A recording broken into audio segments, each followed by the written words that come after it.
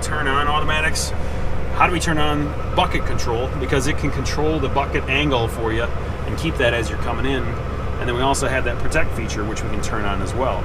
So if we're going to turn on automatics, we would actually pull this right trigger. Oh, we got to be on first. So we would pull that right trigger, or left trigger. It's going to show you a yellow button here to say you're in automatics. If we wanted to turn on bucket auto, we're going to have to come over to this joystick, pull the right trigger, and then push down on the lever here to turn on bucket auto. So that's holding the right trigger and down with your slider on the left.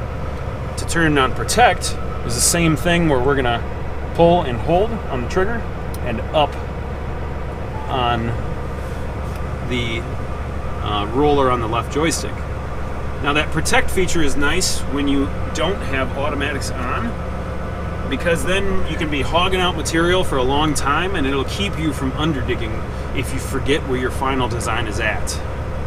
So pretty handy feature there to keep you from paying for that extra material on fill.